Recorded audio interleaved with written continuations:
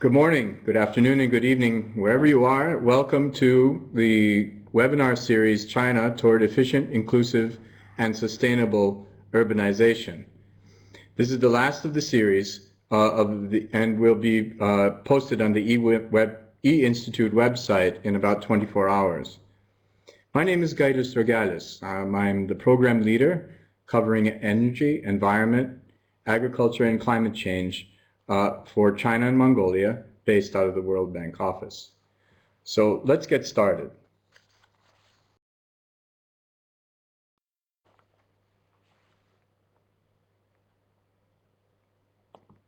Today's presentation is going to be about a chapter in a joint report published between the World Bank and our partners, the Chinese State Council's think tank, the Development and Research Center.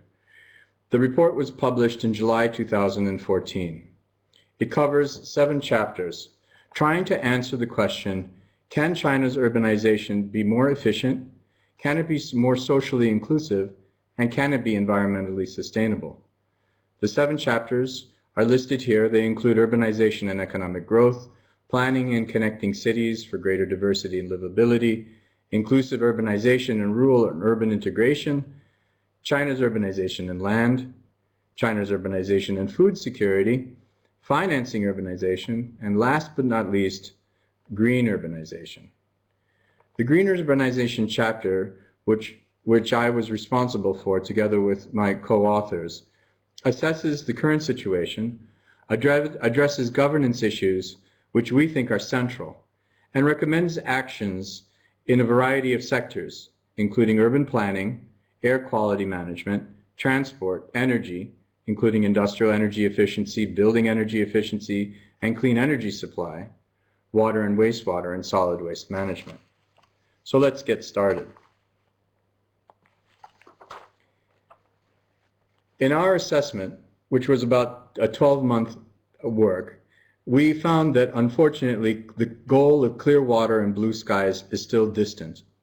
Indeed, the bank put out a report in 1997 with the same title, Clear Water, Blue Skies, and its final conclusion was China could harness the market so that it works for the environment rather than against it.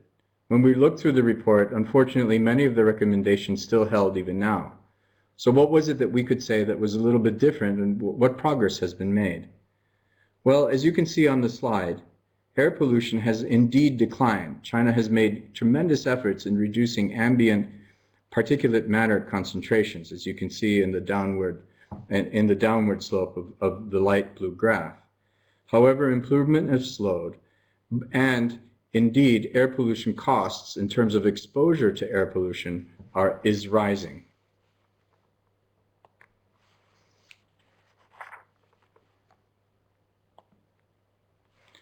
Indeed, although air pollution has grabbed the headlines recently, we think that issues, especially in water, are also quite pressing. Indeed, maybe a little bit more of an issue compared to the challenges of air pollution, and that's saying quite a bit. Indeed, in 2012, according to the Ministry of Environmental Protection, 57% of the 198 cities studied had bad or extremely bad groundwater. 30% of the major rivers were polluted or seriously polluted and considered unfit for drinking or direct human contact. 430 of 657 cities in another report faced water shortages, and municipal waste doubled between 2003 and 2010 to 2.6 billion tons. In addition, we found that low resource consumption and the local environmental impacts associated with it and greenhouse gas emissions are equally pressing issues. This is because of course, the well-known lock-in effects in resource consumption from inefficient urban planning as China continues to build new cities. But indeed, what we found was more concerning was that while China's per capita energy consumption was on average lower than compared to OECD cities and has significant headroom, in some cities per capita emissions are already high. As you can see in the graph on the right, that displays per capita carbon dioxide emissions for 11 large Chinese cities compared to selected cities around the world, the light blue cities are the Chinese cities, and they are at the top. So why is this the case? Well, in general, there is a larger and denser urban population, and there's a greater complexity in the pollution compositions. For example, in air quality, we found that there can be a significant source contribution to ambient fine particulate matter concentrations from secondary particulates. That's when nitrous oxides, usually emitted from vehicle emissions, sulfur dioxides, usually emitted from coal combustion, interact with ammonia emitted from agriculture combustion and create what's called secondary particulates. This also leads to increasing exposure and the costs of air and water pollution, mainly because we have more populous and denser cities, so people are more exposed in smaller areas. We found that technical and engineering solutions that have been the mainstay of environmental approaches and solutions to air, water, and soil pollution have been essentially without sufficient complementary institutional and economic supportive policies. In addition, environmental management is still done by jurisdiction and not by the scope and the scale of the problem. So in essence, China faces a governance paradox, where it has indeed quite a bit of advanced legislation, comprehensive regulations, but weak enforcement. In general, these factors lead to the conclusion that China's fast-paced economic growth, as shown in the graph to the right, has really outpaced improvements in efficiency, as well as in my other graph earlier, outpaced attempts to manage their environmental impacts. In our view, China can achieve greener urbanization by strengthening the incentives and accountability framework for environmental management. This is what we call the green governance framework. So China must match its green governance in order to achieve its green ambitions. This can be achieved by increasing resources for environmental management and services.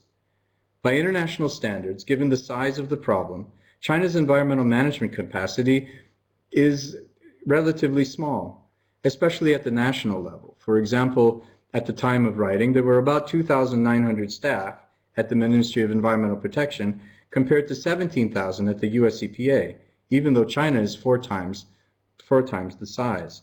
Local EPBs are about 192,000 staff, but there appears to be more of a reliance on pollution fees for funding rather than on the general budget, implying certain incentives and barriers.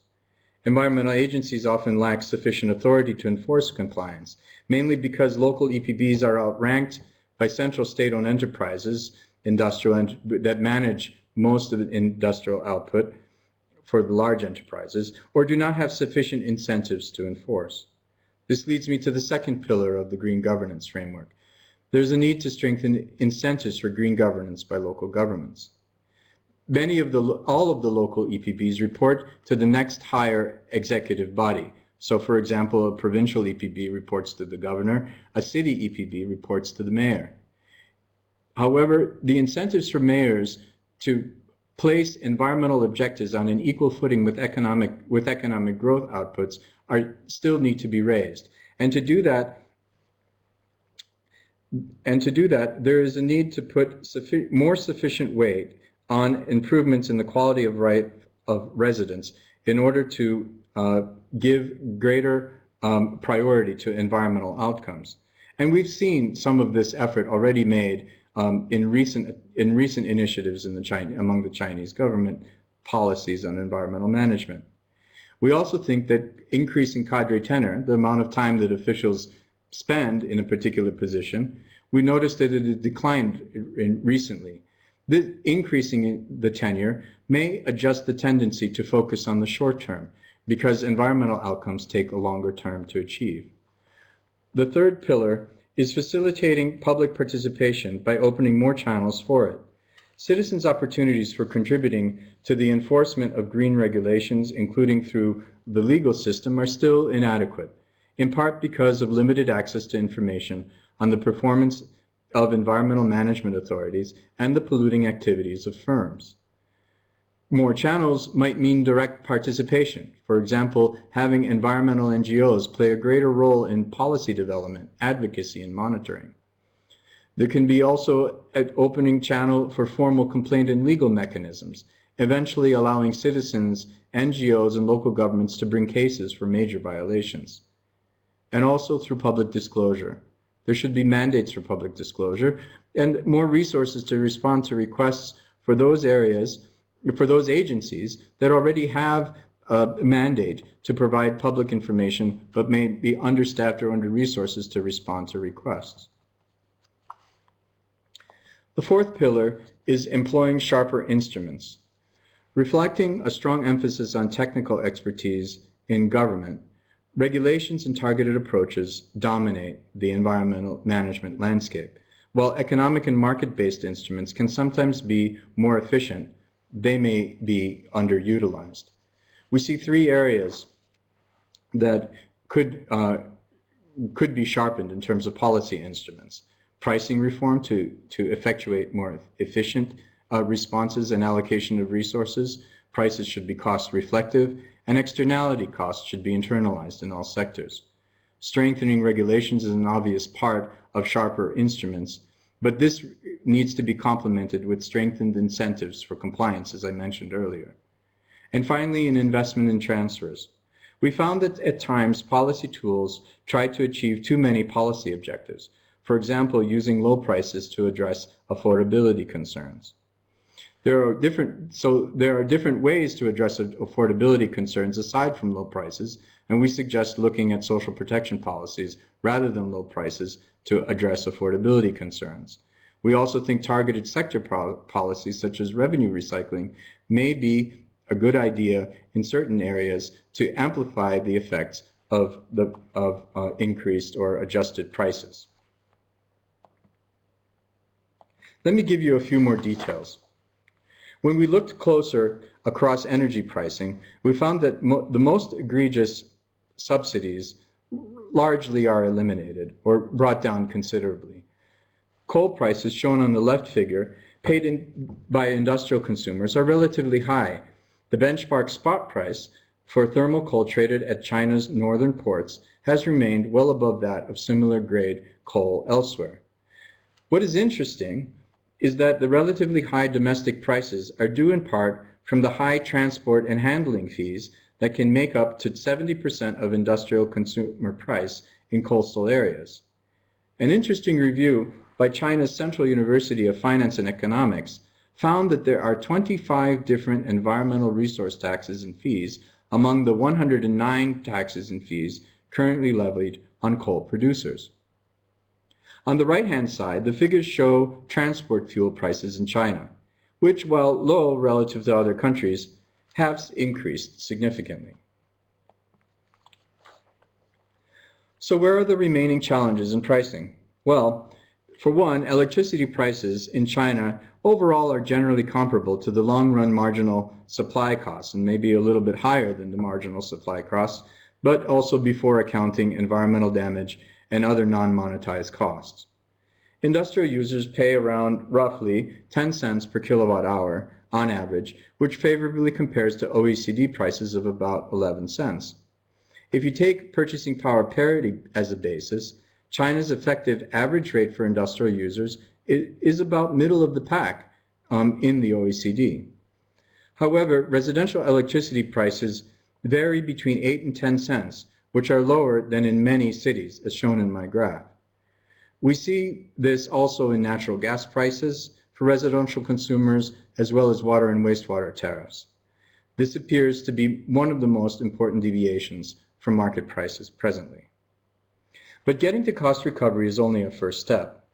China has started to account for damages caused by resource production and consumption, local pollution, as well as global greenhouse gas pollution that fuels global warming. According to this report's analysis, a price of $10 to $20 per ton of carbon dioxide starting in 2015 would effectively bend the curve on China's greenhouse gas emissions, possibly, causing emissions to plateau around 2030 based upon scenario analysis and several assumptions. These extra charges can be imposed in two ways: carbon taxes or ecological levies, or a price revealed by a cap and trade system. Whatever the policy, our report considers that the revenues gained from the levies or auctioned allocations should be reinvested in further resource savings or further emissions reduction, and this can contribute higher benefits than just the price effect alone. And when considering implementing such sustainability policies, their social consequences need to be carefully addressed. As shown in this figure, household expenditure shares for energy in two of China's provinces, Liaoning and Sichuan, ran from about 2% in the richest in Sichuan to just about 10% for the poorest in Liaoning. These may be in Liaoning because Liaoning needs higher winter heating needs. As a rule of thumb, let's say for energy poverty is when households have to spend about 10% of their income for energy. So if you look at the graph, if energy prices rise by 15% when cross subsidies are removed or a tax is imposed, up to 20% of the households in Liaoning could fall above this threshold. So policies addressing social consequences could range from traditional targeted subsidies, still not fully utilized in China, to more comprehensive views, such as improving energy efficiency through revenue recycling or other programs which would lower household bills. So while pricing can cover efficiency and regulation could cover effectiveness and transfers fairness, at the end of the day, we need investment and management of that investment in energy and infrastructure to achieve greener urbanization. And while we think of integrated approaches, which is always the case when we talk about greening, we must also not forget that strong, sustainable sectors are needed to make integrated approaches work. Infrastructure and energy policies that align environmental objectives with economic and social goals, therefore, must complement green governance. And this is the second half of our green governance chapter. Excuse me. One of the most important features of greener cities is their urban form. An entire chapter is devoted to spatial development in the report, aside from the green urbanization chapter. But there are some overlaps that are important. For instance, the left-hand graph shows the density of Guangzhou plotted against its built-up area compared to the city of Seoul, Korea. The higher densities of Seoul compared to Guangzhou translate to doing more with less infrastructure. We find that compact, denser cities are more efficient and offer greater opportunities for applying renewable and energy-efficient technologies in China. Urban sprawl also drives up energy and water infrastructure costs. And with denser cities, it becomes even more compelling to strengthen the incentives and accountability system for environmental management because there are simply more people exposed to, for example, air pollution in a smaller area. We recommend 4 areas for further improvement. First, to the extent possible, bring energy planners into the urban planning process. For this, some tools to establish energy impacts for various urban forms still need to develop. A practice whereby urban planners and energy planners could find ways to understand each other also needs to be developed. The basic principle, however, applied is to avoid energy use as much as possible by reducing demand, to capture opportunities for local clean energy sources where feasible, and to shift to cleaner energy imports. If coal use cannot be avoided, then clean it up as much as possible with stricter emissions and enforceable emission standards. A second recommendation is that we also find that statutory urban planning rules need to be revised because several promote inefficient urban forms and restrict opportunities for energy efficiency and the use of renewable energy. We've recommended about 6 rules that should be reviewed. For example, largely unchanged for decades, some statutory urban planning rules direct planners toward 400-meter sized blocks, which lock cities into basically car dependence, for instance. By comparison, Japanese cities have an average distance of 50 meters between intersections, and this clearly enables them to be more pedestrian friendly. The third recommendation, cities should explicitly require environmental emissions targets in sector planning goals. And while China has done quite well in this area and has implemented it thoroughly at each level of government, these could be improved and should be continued. And fourth, we suggest that the unit of analysis to start with could be the total energy performance of city neighborhoods. The U.S. Green Building Council has a rating system for green neighborhoods, and this is something that could be looked at. In addition, research institutes and universities such as MIT have been looking at total energy performance in neighborhoods, including in cities in China, that hold some promise.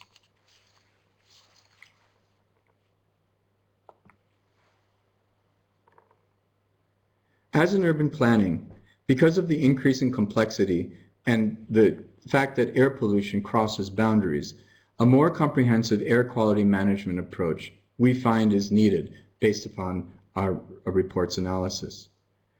The basis of a comprehensive air quality management system should be the airshed. And action plans should be guided more by rigorous and comparable pollution abatement studies in Chinese cities.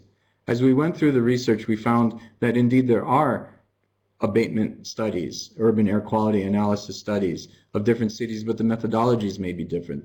Measurement methods are different. The quality of emissions inventories are different. And indeed, the connection between those and cost-effective pollution action plans is still a tenuous link. In addition, because local and global emissions are equally pressing, we believe that an integrated multi-pollutant air quality management approach that includes carbon dioxide to realize co-benefits will save time and resources in planning. China will continue to set targets in emissions,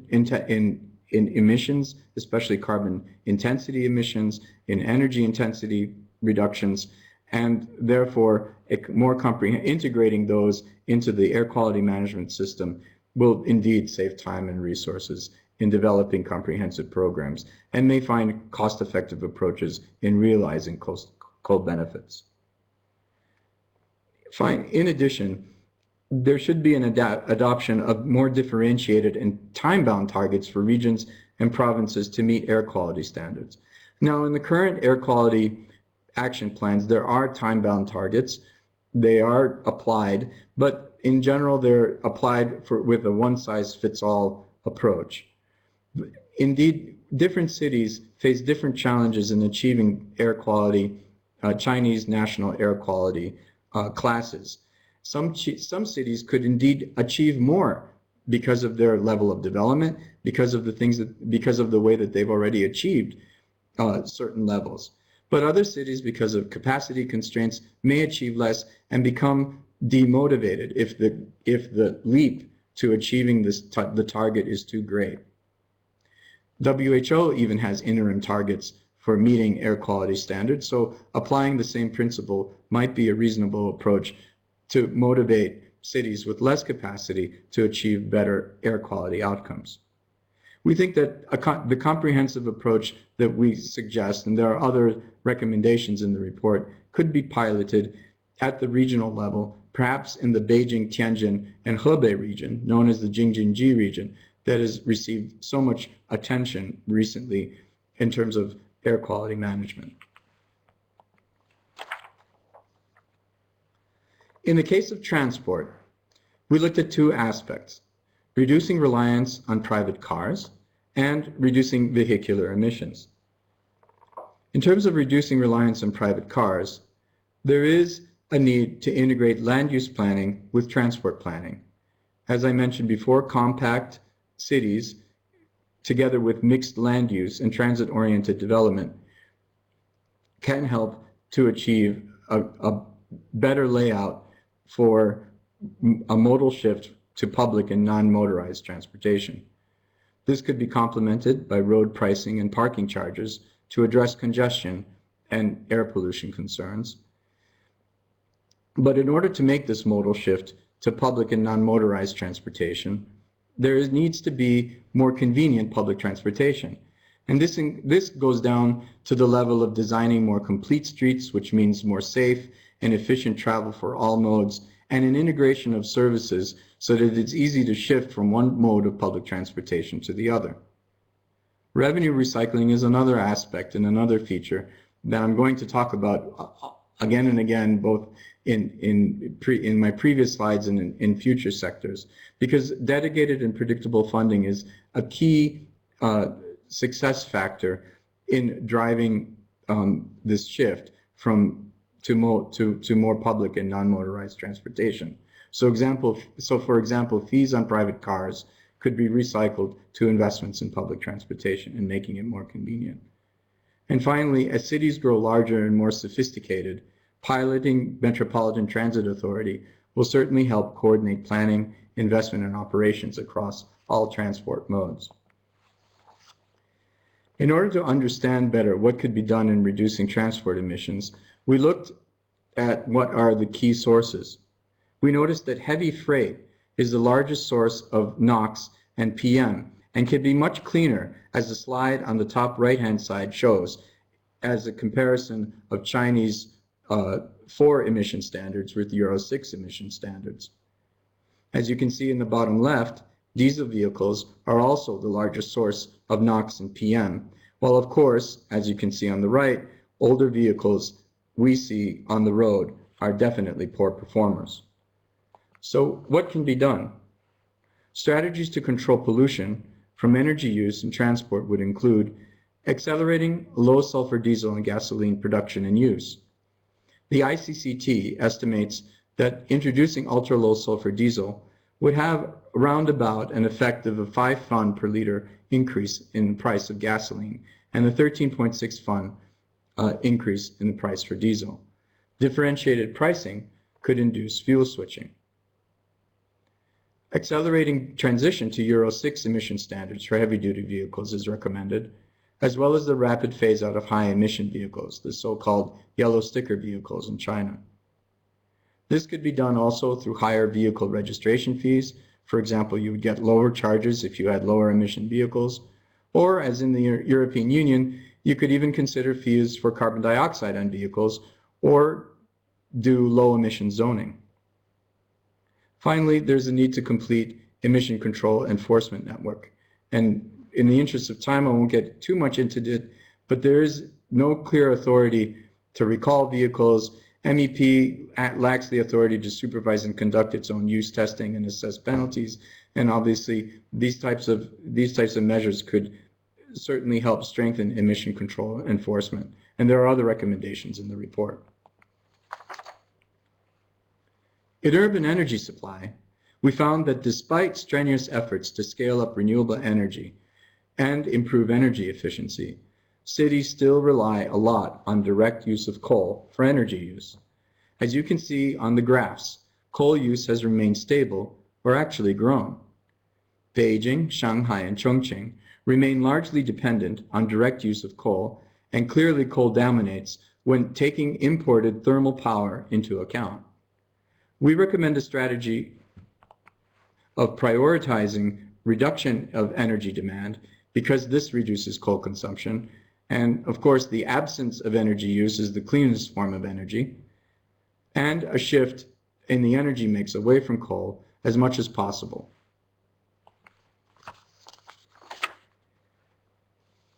When we looked on where to start and what international examples might be suited, we noted that there's a big difference in the starting points with other countries at this time in the share of industrial energy use as a share of total energy demand in cities.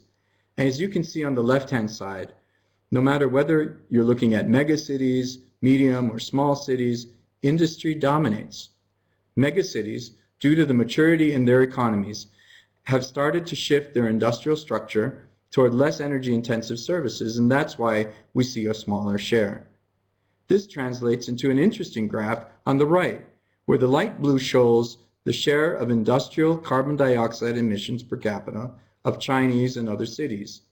As you can see, the Chinese cities are at the top. To help alleviate the pressure on supply, more efficient policies are needed to reduce energy demand.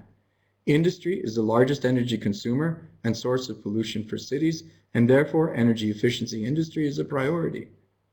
Although the national government plays a central role in industrial policy, it is actually cities, when you think about it, that are the source of innovations in policies and technology. They are especially important for implementation because they are so close to their enterprises in their cities. What is important to note is that slowing industrial demand growth that is observed now in China will mean the industry will no longer be able to grow out of its inefficiencies.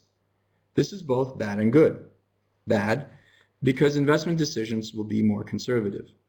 Good, because cost savings, such as those derived from energy efficiency, might become an important contributor to future profitability. And as China will continue to set targets, we need to make compliance with those targets easier by allowing firms to meet their obligations through trading as well as investment, and support them by fostering energy efficiency service industries like energy service companies, ensuring qualified energy managers that are required for the highest energy consumers, and implementing energy management systems for action planning, as noted in my fifth bullet. There is a need, as we said, to increase fossil fuel prices reflecting externality costs, to reflect full costs. And we have looked at carbon pricing, but we found that there is a need for deeper research on the interactions between carbon pricing instruments with other energy efficiency, renewable energy, and energy policies. It's indeed a very crowded policy environment. And while the mechanisms are good, there is a danger of an overlap. Finally, fossil fuel price increases reflecting social costs, while needed, could also be balanced with revenue recycling schemes that take those additional tax revenues and put them back into energy efficiency investments. Government can harness the market better, finally, in delivering energy savings by using third parties more for monitoring and even delivering energy efficiency programs like energy service companies. And I'll talk about those a little later in the next slide. Building energy efficiency, the built environment, is particularly important also in the urban context. And while our report covers new buildings and what can be done there in terms of building codes and other incentives and regulations, existing buildings and how to retrofit them, I want to highlight in this presentation more the public institution aspect. We think that local governments should take the lead in promoting energy efficiency in a wide range of public institutions. Why? Not because public institutions have a very large share in the total energy consumption of buildings, but because of the large signaling effect. The government has asked society to undertake important and strenuous targets in energy efficiency, energy intensity. It has asked developers to improve buildings through building energy efficiency codes. It has incentivized the use of green buildings. But then how about applying those principles to their own buildings, as well as to schools, universities, and hospitals, places where people interact, places where public services are provided? Not only does this have a signaling effect, but it also can create a broader market for energy efficiency services in these areas, which is relatively nascent in China.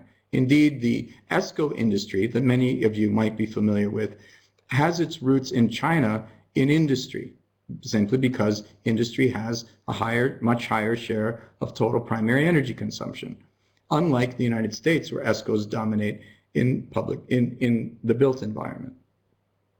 There are a number of measures and barriers that need to be addressed. On the technical side, there is a need to establish good energy use statistics, improve guidance for energy auditing, and introduce more determined benchmarking that can eventually lead to certification. On the benchmarking, it would be useful to start to disclose building energy use data so that the market can come up with creative solutions to address the challenges. Other incentives, in addition to raising energy prices, would be what we call reputational incentives, for lack of a better way of explaining it. Awards for schools, for universities, for even government office buildings for good energy performance. might create incentives for their managers to pay attention more to energy performance in their buildings. In addition, benefit sharing is a hallmark of a good way of promoting public institution energy efficiency, a way of allowing the cost savings derived from energy efficiency investments to be shared with the facilities where the investments are made and not just captured by the finance departments where the budgets are provided. But by being able to allow facilities to enjoy the benefits of cost savings, they would be able to use those cost savings to purchase things for their own benefit. For example, computers for schools. Financing is also an important aspect. We talk about a need for dedicated financing channels and, of course, energy service companies as a vehicle for various public-private participation mechanisms that could, with competitive selection, be introduced for investing in energy efficiency measures. But for this, still detailed rules are needed and pilots are encouraged. Because these detailed rules are not yet developed, we think a one-stop shop at a large city or a provincial level to support the use of ESCOs in public institutions might be a good idea.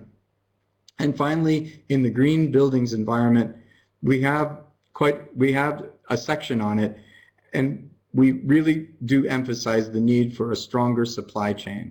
Currently, new buildings are designed, reviewed, developed, structural engineering tested, constructed, compliance reviewed in basically a siloed manner. And this is anathema to the integrated building design and operating approach that is called for green buildings.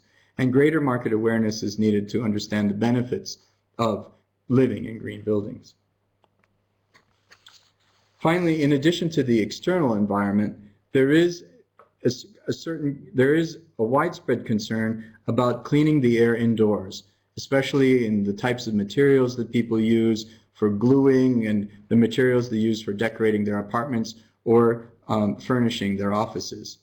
There is a need to expand the scope of product labeling in VOC emissions for building materials and furniture to encourage more transparency so people know what they're using and what they're breathing in.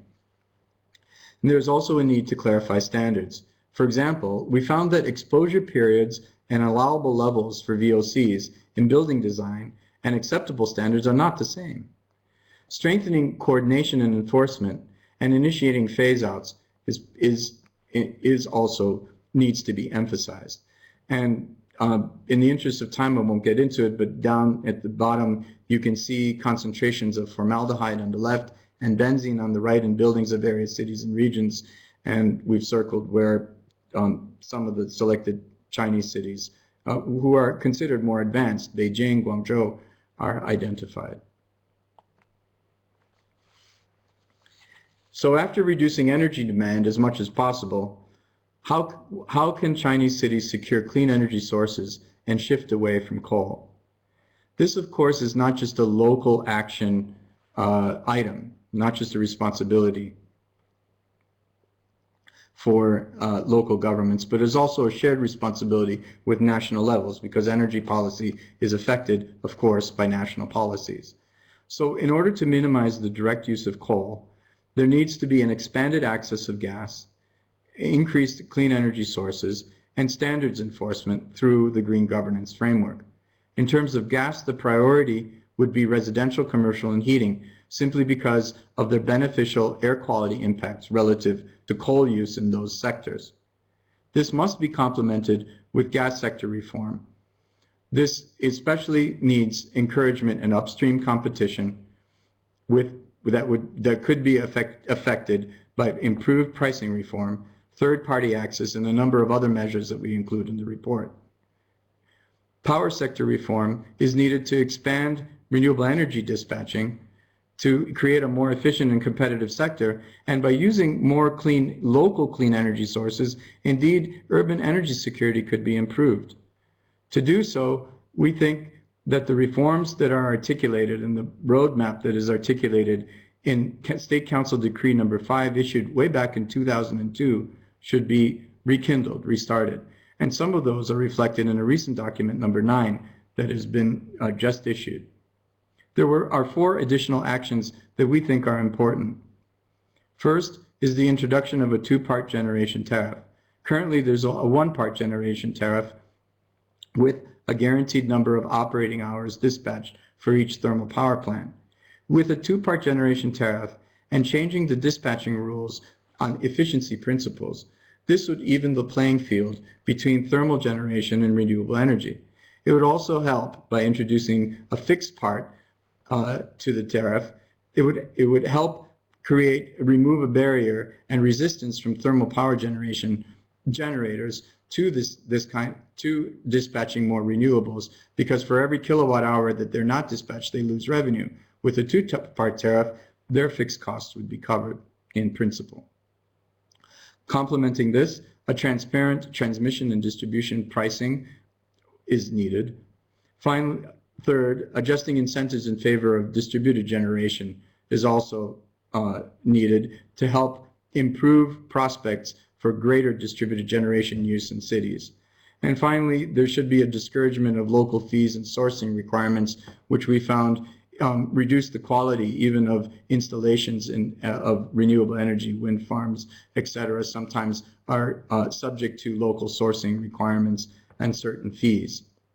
And I realized that going through Chinese gas sector reform and power sector reform in 3 minutes is really not doing justice, but we do need to go through the rest of the presentation, and I do encourage you to read through the chapter. Finally, specific to cities in China's 15 provinces in the north, where provision of heating is required for municipalities, district heating sector reform is urgent. District heating largely relies, over 95% relies on coal use, and is a major source of local wintertime air pollution.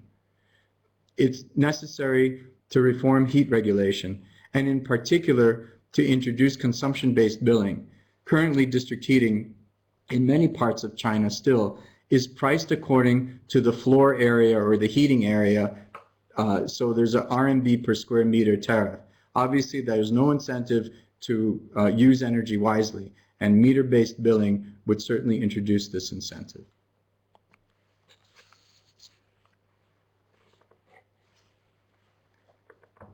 In the water and wastewater sectors, there's a need to better integrate water resources management with water pollution management. Clean water for China's urban billion means ensuring efficient, safe, and secure water supply and effectively controlling discharges, especially non-point sources. These 2 aspects are a little bit separately managed, and by bringing them together, we think there will be more effective outcomes. One of the important reforms called for in our report is reforming water rights to control what we still consider overuse of water. Without getting into too many details, what I'd like to highlight is in the report is that we suggest a focus on establishing evapotranspiration targets, which can be measured by satellite, that combined with carrying capacity of river targets could be a more effective way of managing water resources and ensuring a sufficient carrying capacity of the rivers. Complemented with that is integrated environmental and water management planning.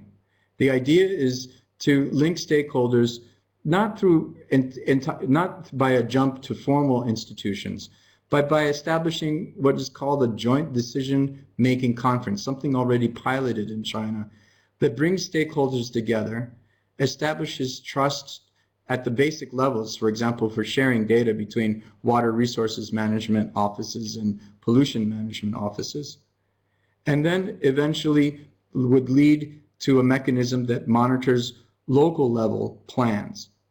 This mechanism, once it's developed further, could be very useful in deploying more comprehensive policies, such as decisions to use payments for ecological resources to address non-point pollution challenges.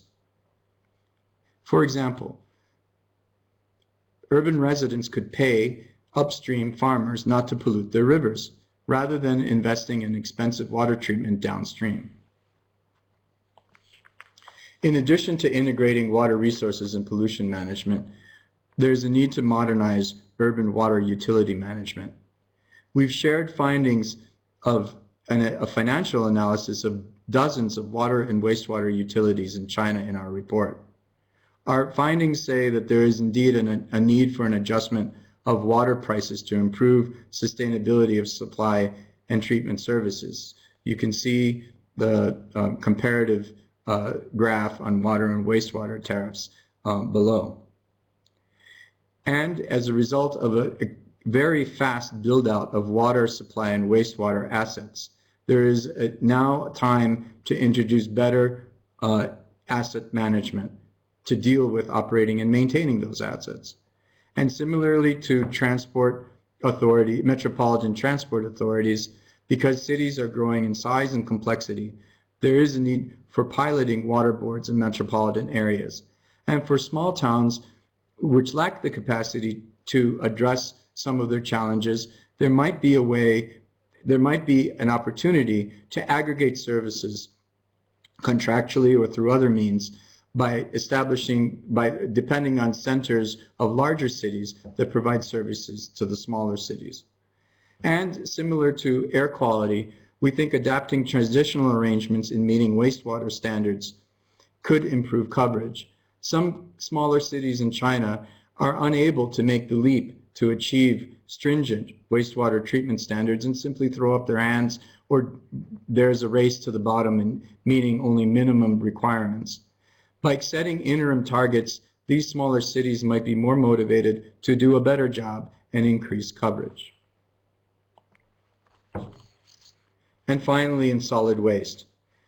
Not much is written about, there is some analysis written in solid waste, but we made an effort to update and refresh our understanding.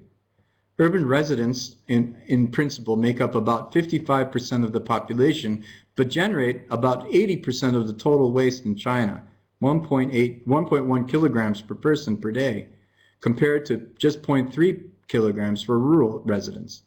70% of this waste is formally collected, and only 54% is properly disposed of in landfills or incinerated or composted. Only 15%, surprisingly, is recycled. 20% of the waste is not properly collected and disposed, and by 2030, the amount of solid waste generated nationally is expected to double. So what could be done? In the end, in solid waste, there is need to get the fundamentals right as a first instance. Improving operational financing is urgently needed. The system is currently funded almost entirely by government subsidies. Waste charges cover only on average 10% of costs and need about a substantial amount of investment going forward. There is also a need to introduce international data and monitoring and financial accounting practices within the companies. Improved master planning would avoid over-dimensioning and right-sizing facilities. Introducing standards that could achieve scale economies would bring in, we think, smaller cities to cooperate in schemes. There's a need for greater recycling efficiency, and to do so, we suggest an evaluation of options to improve technical and financial operations without negatively affecting the informal systems. Life cycle product stewardship programs can be introduced. Again, across, as in other sectors, more clarity in regulatory authority and oversight and controlling waste disposal is needed. Introducing site-specific operating permits and testing and treating and disposal of ash from incinerators is also something that we found needs to be strengthened. Cleaning up unsanitary landfills and safe reclamation of old landfills is also part of our recommendation.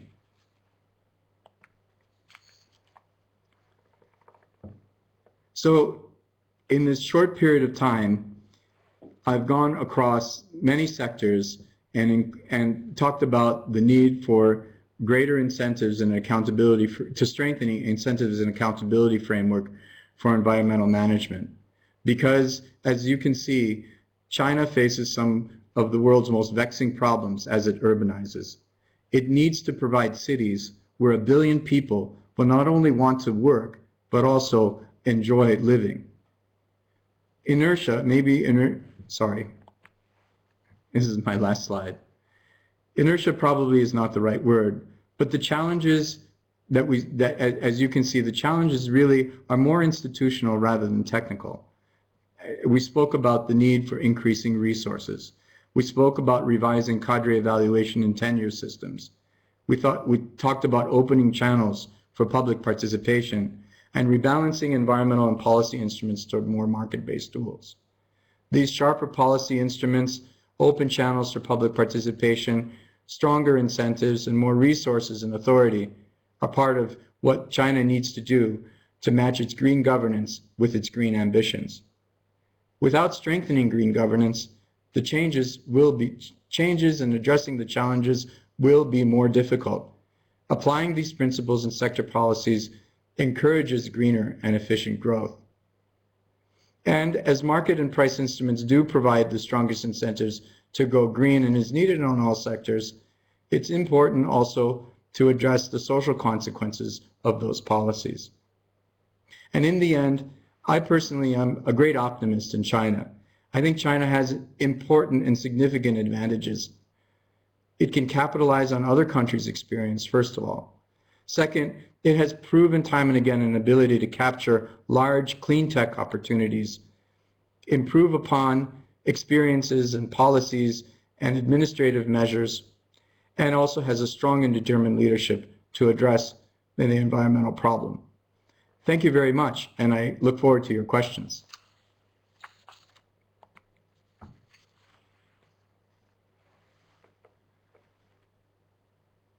So now I'm going to take a look at perhaps some of the questions that you have in the chat room. I haven't had a chance to look, so if you'll excuse me, it might be a little bit staccatic.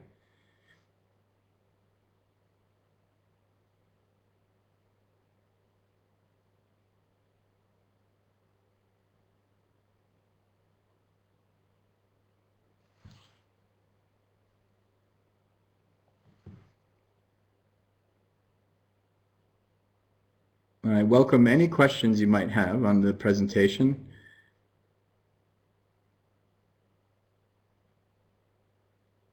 Arguments, disagreements, agreements are most welcome.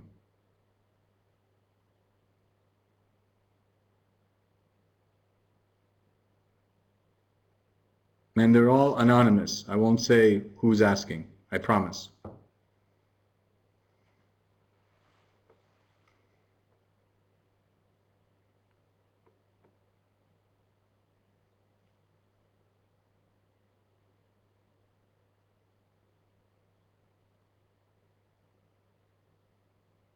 I'm waiting, somebody seems to be typing, so I'll wait just for a moment, and if not, we can close.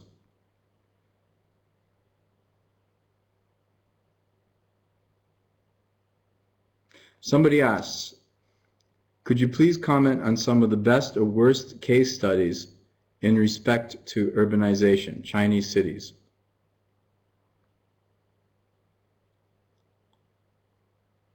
I think I can't point to any one particular case.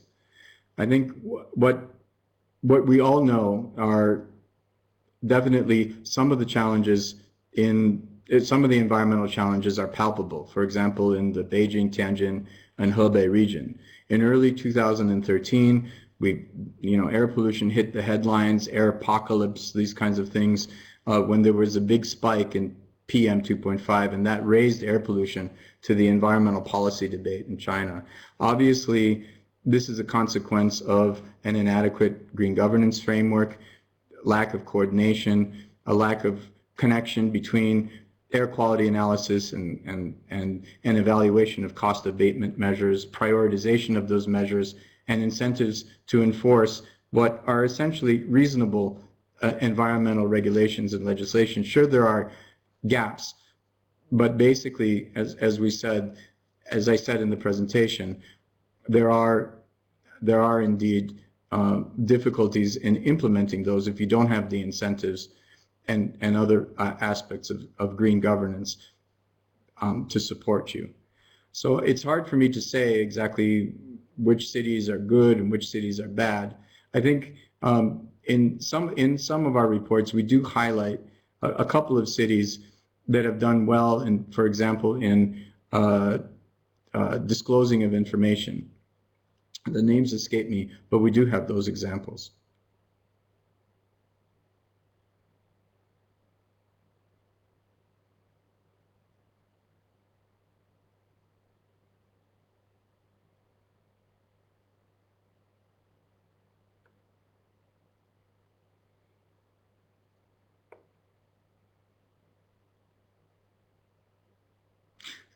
One good case study I can say is in a very specific case is in the cost sharing or benefit sharing schemes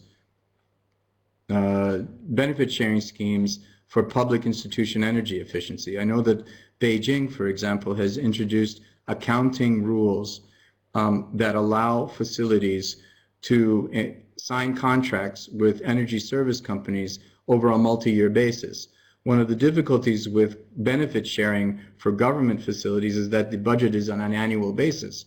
So how do you sign a multi-year contract and commitment, financial commitment, if your budget is approved annually? So these kinds of things are being worked out, and in these kinds of rules and accounting treatment is being worked out. Beijing is one good example. Another example, also in Beijing, is a project that the World Bank is supporting called the Beijing Rooftop Solar PV Project.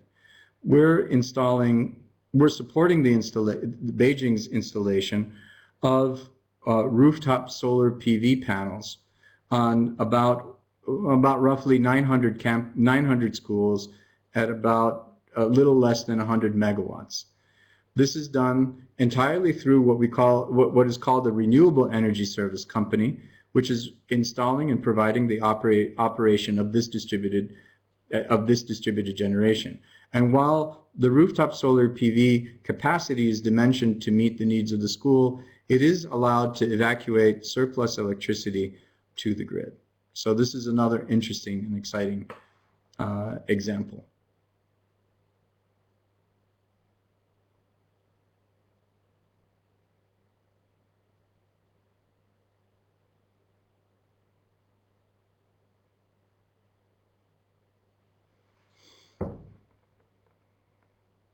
Nice season.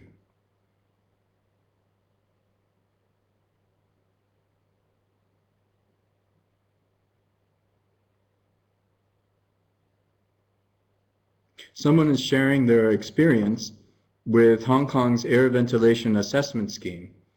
While this city would be outside our report, this is an example of accountability being outside of the city as much as pollution comes from the Pearl River Delta. So yes, of course, this is another example of how there are transboundary issues between different jurisdictions. And thank you for that example.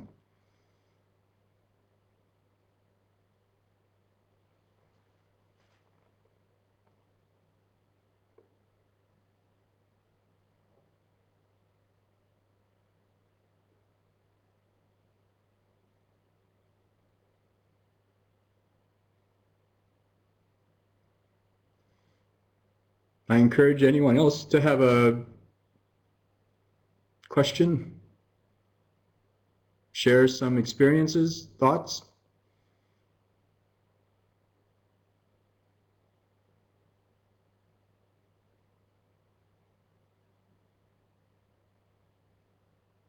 Okay. Well, if not, I think we can wrap up this session. I would very much like to thank you for your participation today.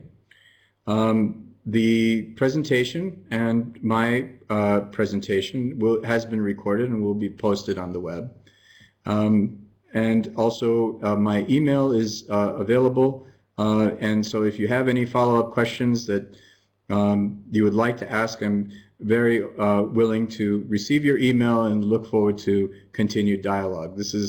There is no magic bullet. There's not an easy answer to these questions, and it's a continuous process of learning, improving, and sharing experiences. And I do thank you for all of your time in listening to me and to work on the challenges of greener urbanization in China. So thank you, and good morning, good afternoon, and good evening.